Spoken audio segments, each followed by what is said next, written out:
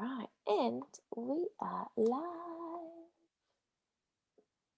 Hello, and welcome to the Hedonistic Way at Midday Show. I am Renee Main, and after 48 years, she has come out of hiding. This beautiful human has been quietly transforming every cell in her being. She has been completely transparent in her transformation with all those who know her. And now she's ready to show the world who she really is, beyond all the conditioning, beyond all the expectations, all the people pleasing, and all the societal norms. And she is carving out her own way. She is reversing the clock and reclaiming all of the desires she has hidden for decades.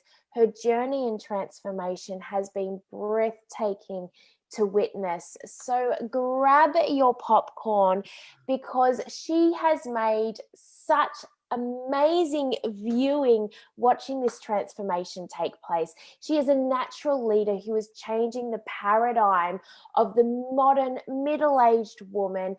I welcome the beautiful Sarah to the show. Hello, my darling. Hello, Renee. Thank you for having me. Exciting. You're welcome. I was really excited just to carve out this space, because it just feels like a really beautiful journey of, as I said in the intro, you're just witnessing your transformation has been absolutely amazing. And I got to say, like, you just have gone, you know, you've gone feet first. You've jumped into it, and you've really, you've taken the time and really invested in yourself, right?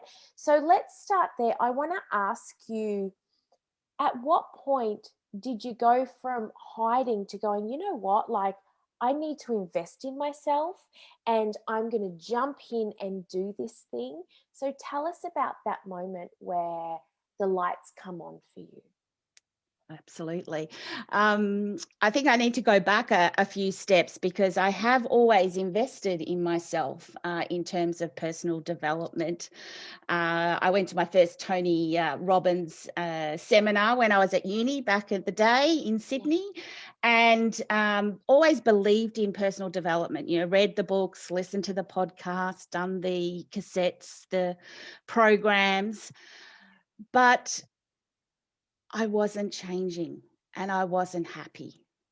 And I had done so much and I could not work out why I still felt the way I felt, which was lonely, sad, just unsure about.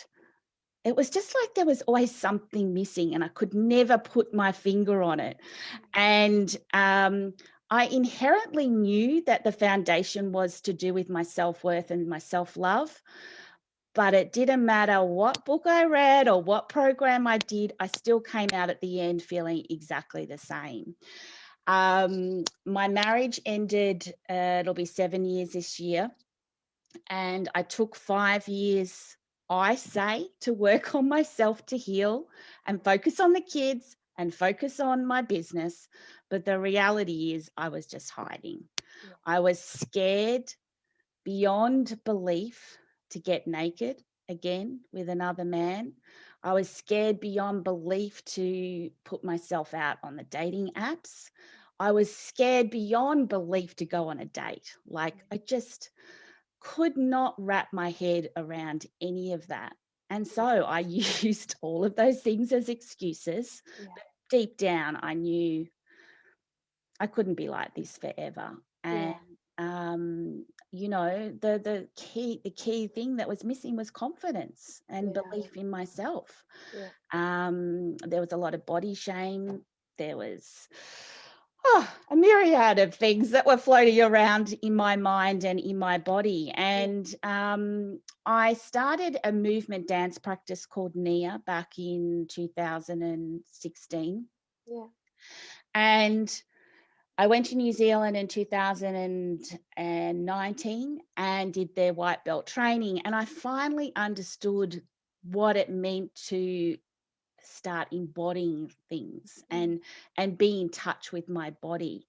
And that was, I guess, the beginning of the journey for me. Not only did I take myself away to New Zealand on a training / holiday, which was a big step, to travel on my own for the first time, to immerse myself into a physical 7-day training that was grueling on my body, and I look back to that training now, and I was shy. I was still standing at the side and not fully stepping into myself because I didn't want to be seen. Yeah. And then it all happened in December 2019, when it was my birthday, I thought, which is at the end of November. I thought I'd go out with my girlfriends and we would go to the city and I would, have some fun and maybe even talk to a man. That was the idea. And of course I manifested myself getting ill, didn't I? Because I wasn't ready. Yeah. And then come the 20th of December, it was my best friend's birthday. So my two best friends and I went into the city. It was 40 plus degrees, and we ended up in the Crown with every drunk possible, tradie in Melbourne for their Christmas party. Yeah. And my objective or my intention for the evening was to have a pash and dash. Yeah. Because when I was a teenager, that's what we often did. We would pash and we would dash. And for me, it was the ripping off the Band-Aid. Yeah. If I could just do that one small step of talking to a man, engaging with a man, and then pashing a man and still dashing, that was the ripping off of the Band-Aid. And so that's what I did. And at midnight to the minute, turned into a pumpkin. I did. I put my girlfriends on the dance floor and off we dashed. But in the moment, that moment when I actually kissed him, something unlocked in me. Yeah. And it was like this massive release of like, oh my gosh, I can flirt. Oh my gosh, this confidence that I just had obviously suppressed and repressed for so many years just sparked in that moment. And it was just like this, oh my gosh, here she is. She's come out and she's ready. And that's when it all began. Yeah. What do you think is that moment where we can do so much work on ourselves, right? And we can heavily invest in ourselves and read all the material, go to all the events, go to every single junket. But what is it that in that moment when it released, as you would say, it wasn't until you really stepped into that sexuality piece, what was it about that piece that actually inspired you or gave you the confidence to come out of hiding?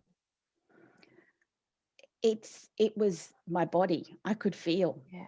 I know people often say that they're, dead from the, neck down, but I believe I just did not have I could not feel any sensation in my body at times. And it was just this surge. And I'm saying this in retrospect because I have gone down the power, and obviously, we've worked together as I've been part of your internship. It's that surge of sexual power that just completely blew me away. And at that point, I wasn't really conscious that that's what it was. I can look back at it now and go, so it was something that I can't explain, because it just was just this, it was almost like I was being overtaken and propelled to take the next step. So for me, the next step was joining the dating apps. And I had ventured there back in September for 24 hours. And I got off very quickly because it just triggered me, and I just wasn't ready. Yeah. But even at that stage, I was fumbling my way through, which is natural. And that's the thing. But I didn't have the fear anymore. Yeah. Yeah. I'm curious about that fear because I can feel that you're up until this point where it's just like, it's almost like you're bubbling over the surface type thing, like you're ready and it's oozing out of you. What was it that you just went where you were willing to take that step? Because I just didn't want to continue the way that I was continuing. I just knew there was something more for me. Yeah. I didn't know what it was. Yeah. But I knew there was something on the other side of this because I couldn't continue to keep feeling the way that I was feeling. Yeah. I couldn't keep continuing to live the way that I was living because I wasn't really living. Yeah. And one of the things that I wanted in this whole experience was to start creating experiences in my life where I fully showed up and I could live my life. Yeah. Because up until that point, I just, there's only so much Netflix you can watch and, only so much, just life. There's life and there's life, but I just wanted to create exciting, fun experiences. Yeah, absolutely. And that's, what I'm getting is, it's, you got to a point where the pain of not doing it was too much. And it was greater than the pain of the unknown. Which is what we're told all the time, isn't it? You don't change often until the pain is too great that you have to take that step. Yes. Yeah, absolutely. And that's, I'm really beginning to hear that a lot. And there's a real thread that's been coming to light is when you speak to that, you speak about life and you felt like you weren't living. Yes. And it's far more common than we care to admit. Mm-hmm. It's probably the most heartbreaking thing that I feel and see. Tell me about the difference between you living but not really living to the Sarah that's fully immersed in life now. So I've always been a confident person. I've always been able to turn up to something like this and speak. Yeah. But it was like I only understood the veil scenario recently. I take a while to process things and, it's got to come to me from a number of angles before it hits me. Yeah.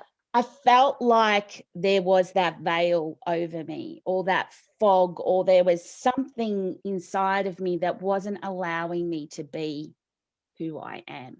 Yeah. I always talk about being authentic and living your life as yourself, but I wasn't. I really wasn't. Yeah. I was turning up as Sarah that most people knew, but I didn't even know who she was. Yeah. And I didn't realize that in the moment. It's only because I've come so far that I've met her. I've come home to her. Yeah. And I actually referred to last year as the love affair with myself. Yeah. Because ultimately that's what it's been. It's been a process of learning to love myself, learning to connect to my inherent self-worth, which I know has always been there, but I just didn't know how to put the pieces together to bring it all together. Yeah. And these have been the byproducts of this journey, which I really didn't expect. Yeah. Because I just thought this is who I was. But it's only as I've looked back can I see who I was pretending to be versus who I am today. Yeah. Yeah. Were you aware that you were pretending? I always knew that something wasn't right, like deep down. Yeah. Because And the biggest, the clearest example I can probably share has been that I never spoke my truth. I was always quiet. So even though I can hold a conversation, or I could step into a room and speak to a room of strangers, I wasn't really speaking my truth. And I can see now that's been something that kicked in and from a very young age, and certainly was the case in my marriage, where I just kept quiet and didn't say, we just didn't communicate. So I just would always just keep pushing it back and back and back inside of me. And I think that was a thing. I just noticed that I could actually talk and speak my truth and hold a conversation that was real to me. Finally. So And what if someone's going through right now where they're feeling, they're not happy, like if they actually have an honest conversation with themselves, or even just feel into their life, they might be aware, they might not be aware. What are some of the clues that there's more, that they're floating, but what are they dancing with right now? What are some of the things that you felt that you go, oh my goodness, that was a clue, that was an indicator, that was a breadcrumb? And so for anyone watching going, oh yeah, like that's me, but I don't know, like, so just what comes up for you? Well, what's coming to me first is that I would eat. I would comfort eat.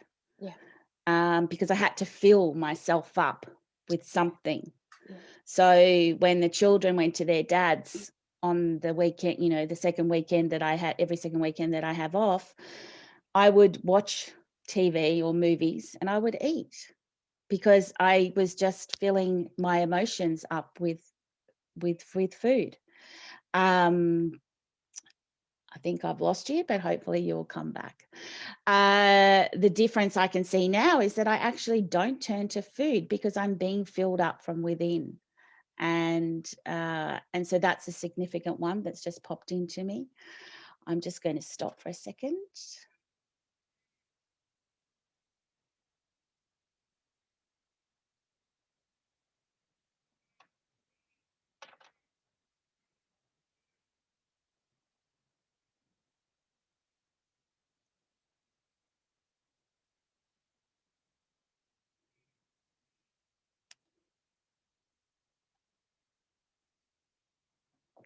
We'll just wait for Renee to come back.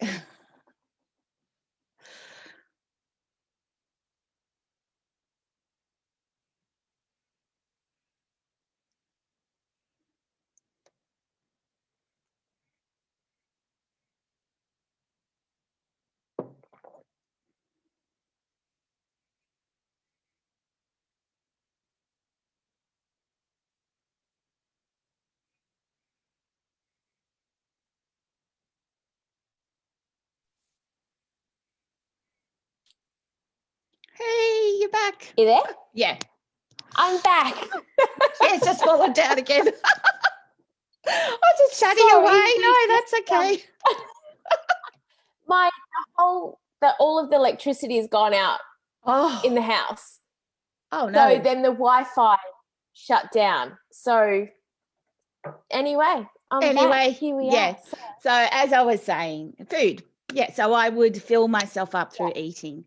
And through this journey, I think I lost 15 kilos without even trying, because I just didn't need to eat. I wasn't hungry anymore.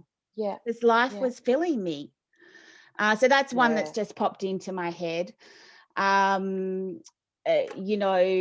Just that feeling lost all the time, just I need to try this, try this direction. And then once I actually found the direction that was fulfilling me, it just became easy. Life began to flow. I think we're going to have a few issues. Yep, you're back. Oh, cool. I'm back. You're back. So anyway, so there's a few examples.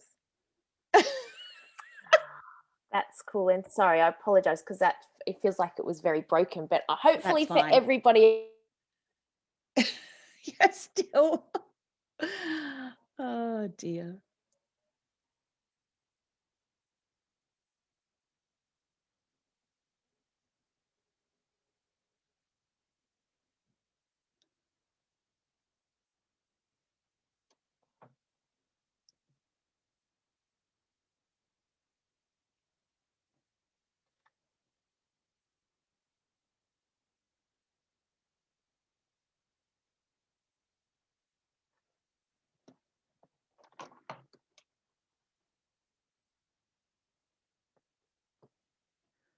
I don't know whether I should keep speaking. It feels weird just to be sitting here knowing that I'm live on Facebook. And here I am again.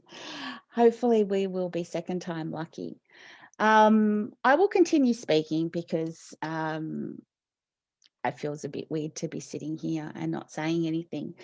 But for people who are just feeling like there is something else, like there is something missing, potentially exploring your sexuality is that piece that is missing, which was certainly the piece for me. And when I began this journey, I didn't actually realize that would be the case. So here she is. She's back. She's on her phone. Yeah. Yeah, you're on your phone. I just kept talking.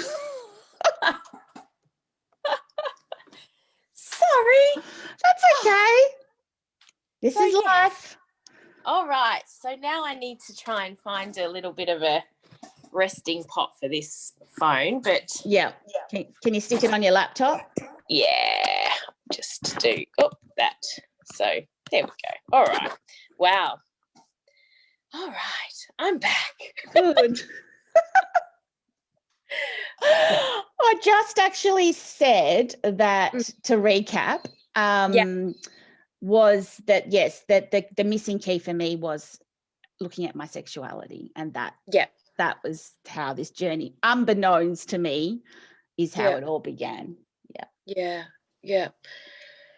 So I resonate deeply with that because, for me, it wasn't until I always felt really, as you said, incomplete, but I was also very unfulfilled and I was never content with, so it felt like it was, this workshop, this book, like it would, it would inflate you and give you what you need in that moment, but then you would come crashing down. So there was no constant fire and therefore no sovereignty, right? Like there's no power in that.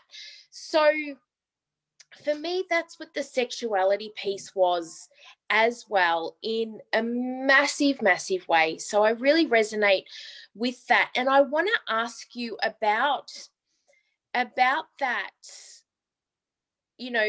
so I'm just trying to tune into what's coming up, because it's that you were always confident, right? But this sexuality piece is, what has it added into your life? I think the main thing has been, it's been a pathway for me to integrate all of the things that I have learnt along the way. So I mentioned earlier that I shouldn't use the word struggle, but I've come to learn that it takes me a long time to process and to actually let things land. So I think what would happen is, I would read a book and then I would literally finish that book, and then some pieces would stay with me, but the majority of it would just leave me. But for whatever reason, as I've embarked on this journey, I've been able to hold the key pieces of information that I've needed for my personal transformation into my body and into my heart. So it's not even just getting it here, it's actually landing it here. Or even understanding concepts, you know, like you talk about sexual power, and that's just a concept to me, and Yeah. always has been a concept. But Yeah. until you actually live it and breathe it and feel it and integrate it, that's where the magic is. And that's what has happened for me. Well, it's been the most unexpected gift for me. I didn't even know what a sexual awakening was. Yeah. You know, I didn't understand. I didn't even know the word sexual repression or the concept. I'd heard the words repression, suppression, but I actually didn't even know that it existed. I really didn't. At the age of 47, I didn't even know that sexual repression was a thing. Yeah. Yeah. And it was only till I connected with one particular man who introduced me to two important key components, and that was, well, three actually. Yes, there is a thing called sexual repression because he had lived it through his marriage. You can embark on a sexual awakening journey, and that certain conversations, certain experiences will unlock things within you. Yeah. And that is the key to transformation. Yeah. And here's the thing, right, is what I get from what you're saying is this sexuality piece wasn't even really about sex. No, not at all. Yeah. Not at all. It wasn't, to begin with, it was just that I needed to have sex after my husband. Yeah. You know, that was the big hurdle that I had to overcome. Yeah. But I quickly realized in that moment that it was so much greater. Yeah. And then it really became apparent to me what an amazing sacred container this exploring your sexuality is, and how incredibly powerful it is towards transformation and growth. So the gifts were given to me not in the actual act. Sometimes, yes, of course, but the real gifts were given to me as I would write and journal. So I did a lot of writing last year, or in the messages that I would send to the person after the experiencing, expressing my gratitude and sharing what I learned about myself in the process. That's where the gold was. And I just didn't even expect that at all. Yeah. Yeah. And I think that's, you know, like, you never know what's around the corner. And, you know, that's that level of, you know, of unknown and uncertainty about, you don't know what you're stepping into, but you're just taking that step and following that whisper, which is really cool. And then it's got this natural evolution that just kind of takes place anyway. I want to ask you about, you know, about last year you come with me on the internship. Yep. What was some of the biggest things that you enjoyed and got out of it? So the biggest thing that I got from my experience in working with you was the integration piece. Yeah. Was, you know, listening to the information that was presented to me. And again, taking a while for that to land. So, for example, the concept of archetypes, you know, I had been introduced to them originally through branding. So my background is marketing. So, you know, a lot of people use the brand archetypes to help support their brand identity. So that was the first time I'd sort of been introduced to it. And then I had been introduced to a few more a little bit earlier than when we started working together. Yeah. But you took it to another whole level, because it was like, okay, here's a concept again, but then we're going to use the integration piece where we move our body and bring music into play.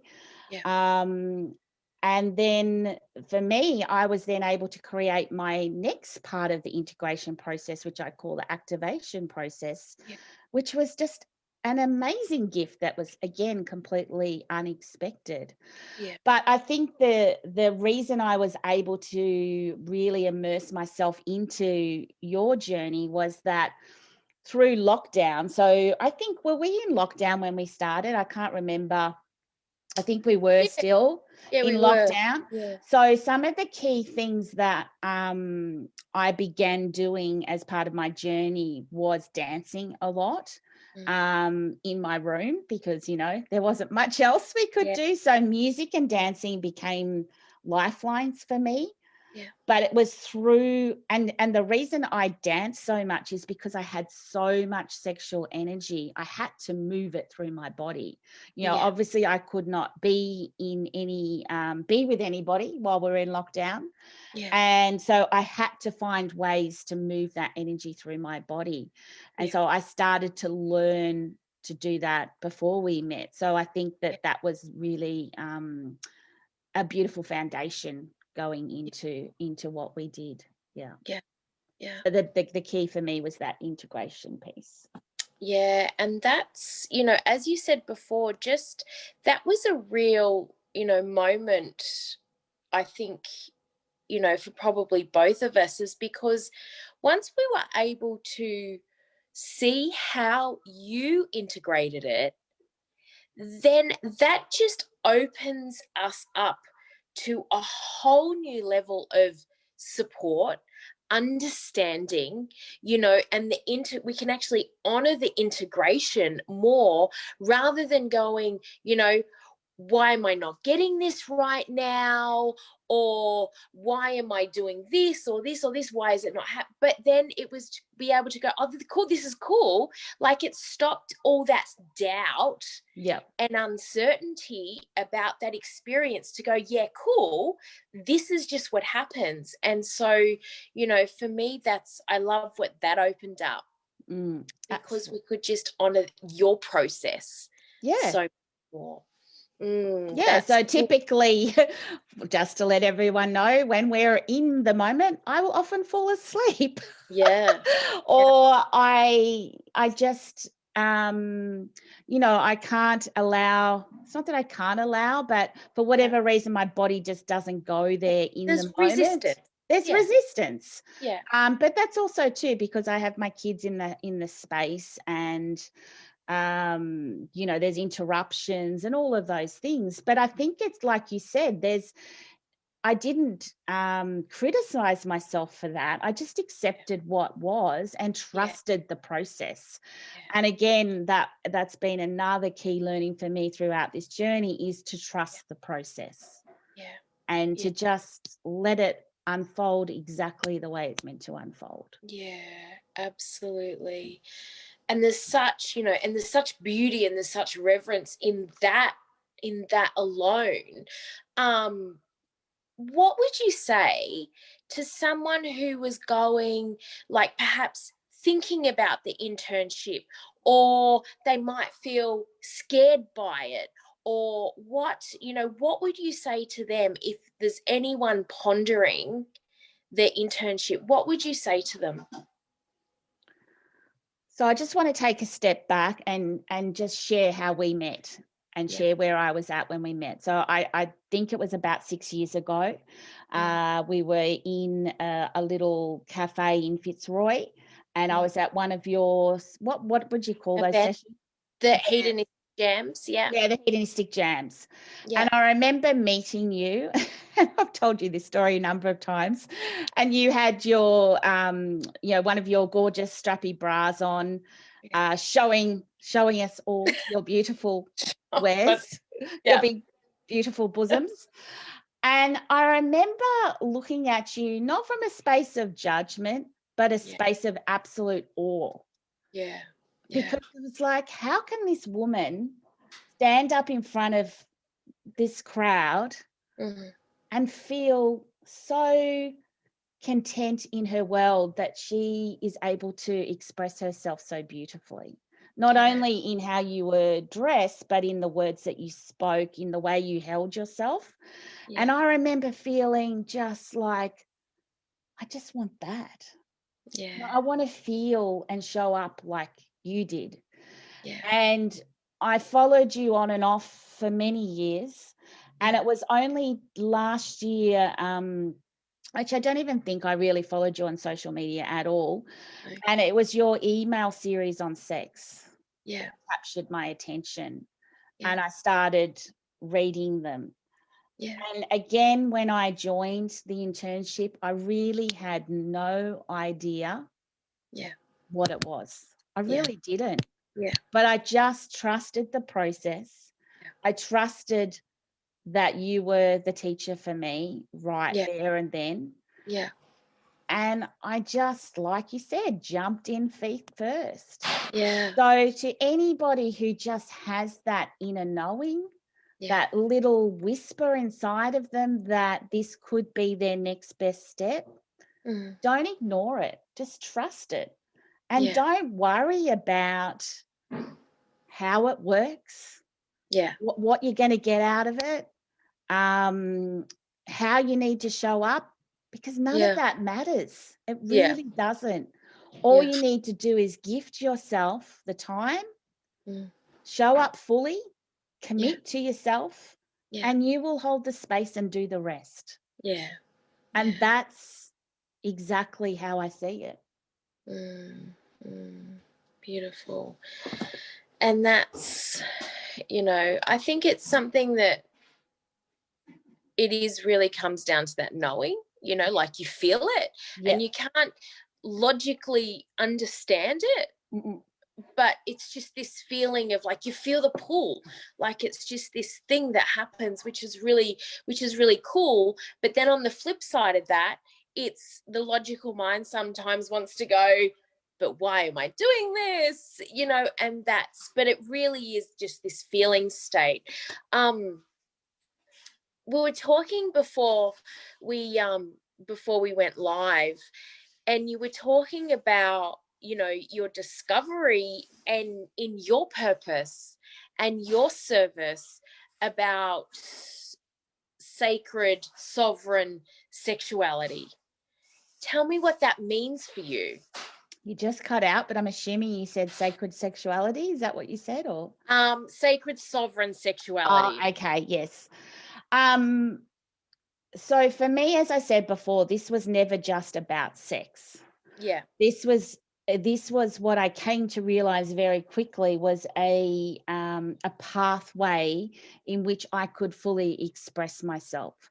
So I often say, I've stepped from sexual repression into sexual expression, which has then allowed me to show up as my sacred sovereign self.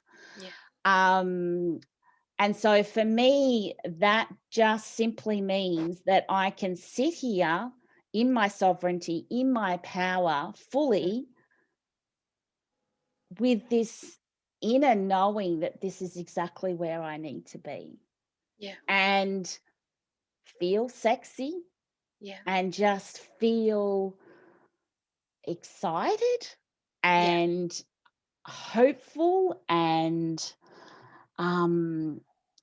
as you say all the time, I'm just able to melt into the moment now. And so I have always been been drawn towards my spirituality, and particularly, I guess, in the last 10 years. I have a number of crystals and things around me right now. But when I bring the two of them together, that's where the magic is for me. Yeah. And the power is for me, because it didn't matter how many oracle cards I flipped or how many times I swung that pendulum. I still didn't feel any different. Yes. Yes, it brought me comfort, of course. Brought me beautiful comfort and peace. Yeah. But I still had that other piece of me missing. Yeah. And then when I fused the two together, that's when I came home to myself. Yeah, absolutely. And it is like it's a coming home, right? And that's, I want to ask you about sexual repression and what would someone be feeling if they're sexually repressed? Because as you said, you didn't even know No. that you were repressed sexually. So what is it that people might be experiencing that might be, again, a little clue or a breadcrumb that they are sexually repressed? So I'm just going to go back to the beginning very quickly, because I think that will show you the breadcrumbs, and then I can explain how I was physically feeling. So from a very young age, I can now identify that I was a sexual being, that inherently I had curiosity towards my sexuality. Yeah. But I shut it down very, very quickly. Yeah. I was the good Catholic girl, grew up as a Catholic, went to an all-girls Catholic school, but I very quickly jumped into the good girl persona from a very, very young age. Yeah. And that's when it began. Yeah. I can see that very, very clearly now. Mm. And I just continued on my journey. But what happened as a result of that was that I was seeking the approval of men, and in particular my father to begin with, but seeking the approval of men to validate my own self-worth and self-love. Yeah. And then what happened was then that translated into me in my early 20s. So I grew up in Sydney and I moved to Melbourne when I was 22. And that's when I began my first sort of sexual exploration. At that age, I did have a boyfriend growing up, and we were intimate, but it was what it was. Yeah. But the problem was I was doing these sexual acts from a place of no self-love and no self-worth to get approval from men, because I had to fill myself up somehow. Yeah. And so even though I was sexually active, I was still repressing myself at the same time. Yeah. And then I got married and I had 3 kids under the age of 26 months. And I was exhausted, like the majority of women who are mums. It's the last thing we feel like is sex. Yeah. But unfortunately, I also wasn't feeling happy in my marriage. And so therefore, I just literally switched it off. I just turned the tap off. Yeah. And that tap was turned off for 20 years. Yeah. So how did that show up in my life? Well, I would eat too much. I would feel numb. Yes, I self-pleasured, but it just, again, was just because it was a hit of some sort. Yeah. Yeah. I live in a house that has this amazing corner spa bath. I didn't have a bath for 4 years because I didn't want to see my body in the bath. I didn't want to connect with my body in a way that felt sensual or even self-healing. I just didn't want to do that. Yeah. But now it is the most beautiful way for me to connect in with my body. I didn't know what turned me on. Yeah. I didn't even understand what it felt like to desire someone or something, or to desire an experience. Yeah. They were just all of these elusive things that I knew existed. Yeah. But they just didn't exist for me. Yeah. Yeah. Would you have even wanted it back then? There were snippets of times where she came out. She almost wanted to come out. Yeah, she was always there. Yeah. But she just got pushed down. There were certain times or experiences where I go, whew, where did she come from? But then, she just, she quickly, as quickly as she came, she was pushed away again. Yeah. And, it's, look, the key, how this all began. And this is the thing you don't really realize, but I was in, I think, 50 Shades of Grey. we all joke about it. Yeah. But I remember reading those books. We were on holidays and I would just hide and read those books because I didn't want to engage, Yeah. in where I was at. Yeah. And I remember just escaping into this world going, oh my God, what is this? Yeah. And my girlfriends and I would go and see the movies each time they came Yes. out. And, it just took me to another place, Yeah. but at a deeper level than what it was, Yes. And I was in the hairdressers towards the end of last year, and I was reading a magazine, and there was an article about a woman, an Australian woman, who's written the next best book to 50 Shades called Behind Closed Doors Society. Right. And I remember just like, you read magazines, but for whatever reason, this article just smacked me in the face. Yeah. And I went home and I downloaded that book straight away. Yeah. And I all of a sudden I just started reading erotic fiction. Yeah. One book after the next, after Yeah. the next, after the next. I could not get enough. Yeah.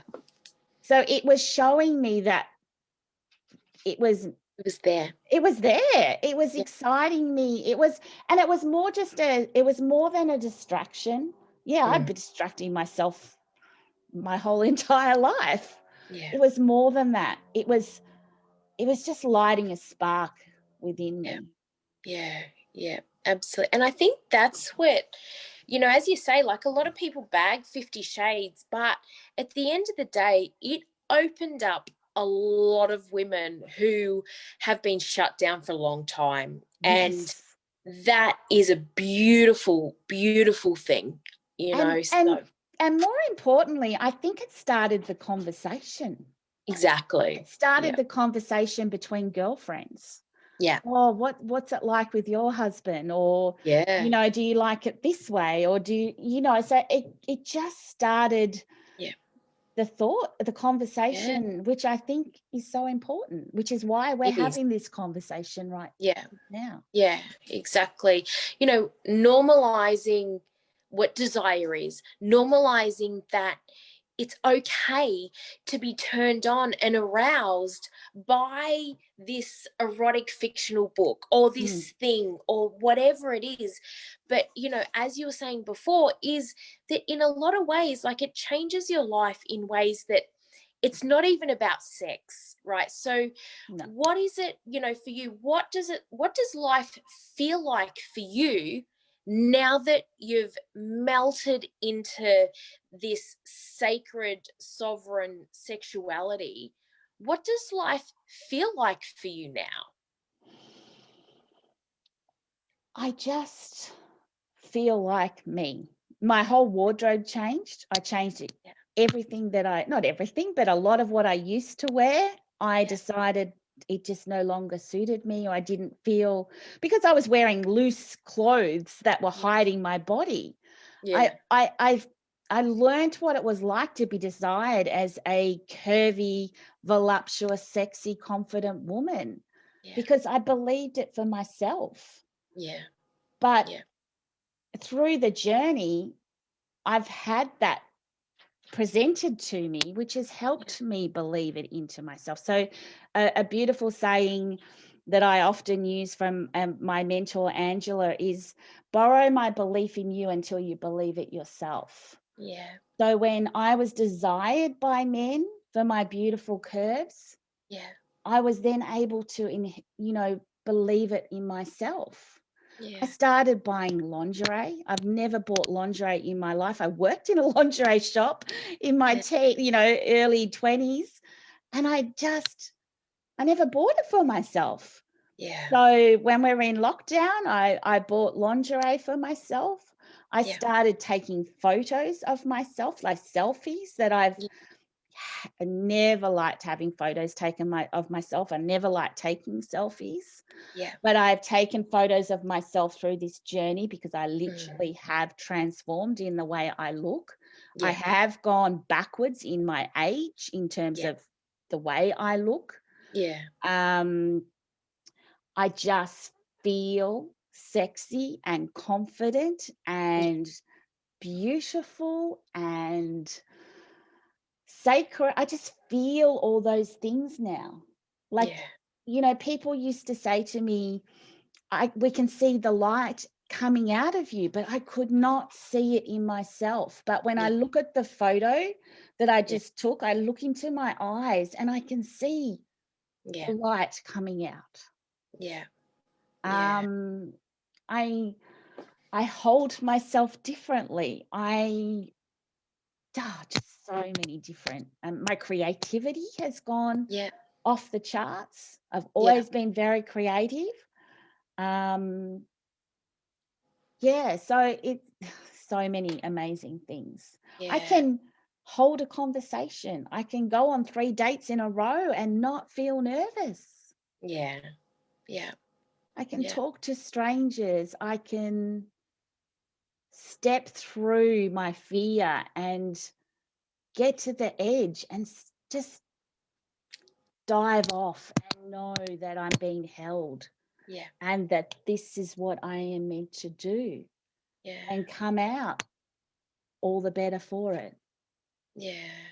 I can hold the space for others now so that they can be themselves.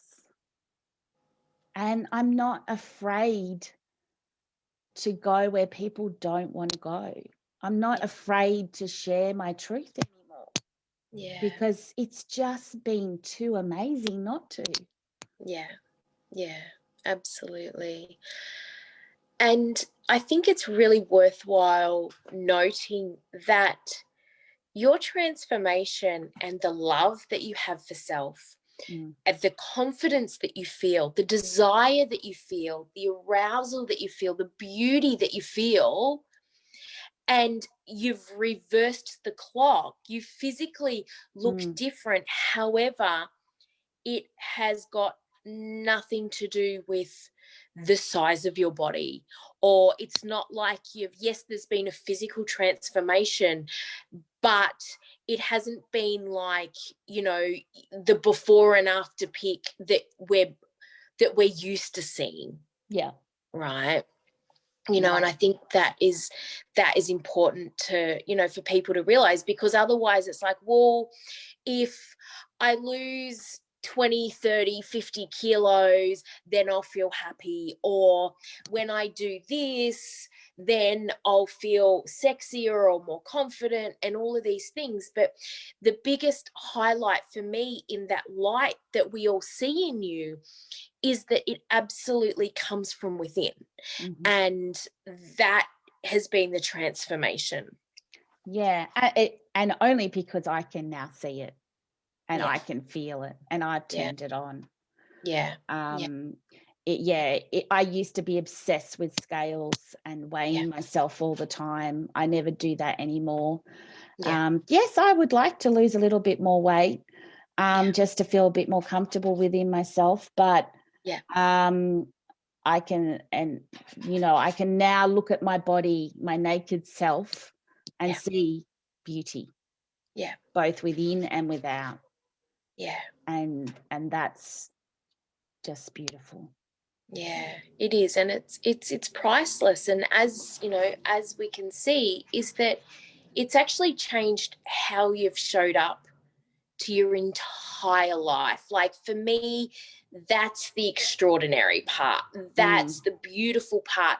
So I want to ask you, just as we wrap up, and before we wrap up, is you speak about truth and how you were shut down in so many ways, and you and I have worked on that a lot. And I've pushed you a lot in order for that to happen. But what you can express your truth. What is your truth now? And if someone says, who is Sarah? What do you say? What is your truth right now? I'm still feeling into it. I've just gone through a big few days of I guess stepping into my next self.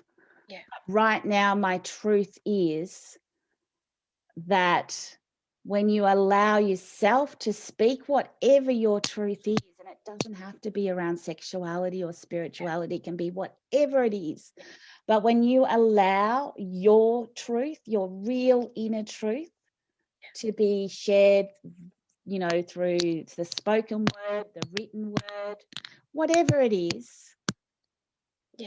you just feel at peace.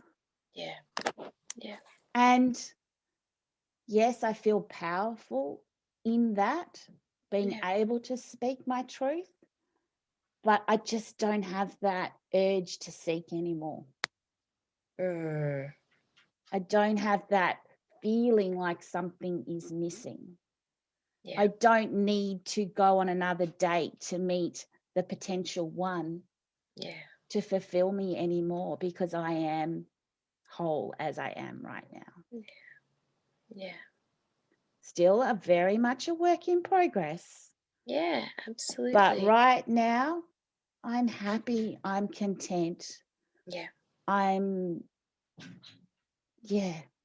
very happy. I always felt like I was never stepping into my potential.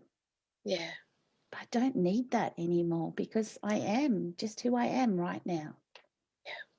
And I'm really happy with her. Yeah, absolutely. And that's liberation right there, right? It is, because you don't get disappointed anymore, because you don't have expectations on, you know, that's been such a gift, is to let go of expectations. And, you know, I was about to embark on a big journey, and, you know, it didn't eventuate, but I wasn't disappointed. I was disappointed in it for a nanosecond. Because that's human. But I was able just to go, it just wasn't meant to be right now. And that's okay. Again, trust the process. So when you take all of this away, you just take one step in front of the other and not worry about stuff. And you don't, there's just that angst, that the angst just goes. And it's living life in flow. As they all say. Yeah, absolutely. And it's so beautiful. And I love that piece. And, you know, that flow and that isness and everything else. But like for me, the magic is really like you've stopped seeking. And it's been the end of all pursuits. And there's things you want to do and experience, and you know, we're all these you know, this walking evolution. But it doesn't stop you from not melting into right now and melting into the moment and making love to the moment, which is so, so beautiful. Before we wrap up, Sarah, what is turning you on right now? I'm excited to be going into temple tonight with you. I just woke up feeling excited about today. Today was a big day for me, you know, a big day of having this conversation and coming out of hiding and speaking my truth. She gets teary right now. But I'm excited to show up to temple tonight and just see what happens, and know that because so much has been stripped off me in the last week through everything that we've done together, certain experiences that I've been through, I'm just excited to see what happens. And this is the whole thing about this journey, is that it is an evolution, and every experience is exciting. Of course, it doesn't always end up like you anticipate, but there's so many beautiful gifts, and I can now leave each experience and recognize the gifts straight away. And I really, through working with you and through doing the internship, I'm now able to embody those gifts and integrate them, and that's how my cells have changed, because they're infused with all this love and gratitude and juiciness and everything, you know. Thank you, Renee. Beautiful. Oh, that's all right. Thank you. And that's, that's what I see dripping from you, right? And that's what I see oozing from you. And a lot of people, talk about sexuality and teach sexuality. And yet when I look into their eyes, I don't see the spark that I see in your eyes. I don't see that glow. I don't feel that juiced up arousal oozing from their veins and their skin. And that's what it is, right? Is because I want to marinate in that, and that's what you're oozing. And it's a real credit to your courage to go there, and your transformation has been absolutely amazing. It's literally in every cell of your body, in every step that you take. And that's a beautiful thing to witness. But thank you so much for coming on the show and sharing your journey. Thank you for coming out of the closet. And encourage anyone to continue to watch this space that is unfolding for you right now, because you express in a way where you are a living canvas of an erotic non-fiction novel. And so, and you are coming out into the world. So, so if you want to come behind my closed doors, you are more than welcome, and you can really share the journey. Doors will be opening soon. So, but you are beautiful to witness, and you are captivating to witness, because you just radiate it, and that's what's so extraordinary, about you. So I encourage everyone to watch your journey and watch this unfolding. But thank you for sharing today. But thank you for, just allowing us to journey together. And it's been such a beautiful unfurling, and will continue to be so. But it is such an honor to just share this path with you, my darling. So thank you for being you. Thank you, Renee, and thank you for holding my hand and holding the space for me. And I'm so excited to continue our journey too. Thank you. Well, thank you, my love. Mwah. Thank you to everybody who is tuned in. And if you have any questions for Sarah, then please don't hesitate to ask, or either of us, because I think it's important that we have these real life conversations, right? These real life unfoldings. So we're happy to answer any of your questions, everybody. And I will be back next week. Bye, everybody.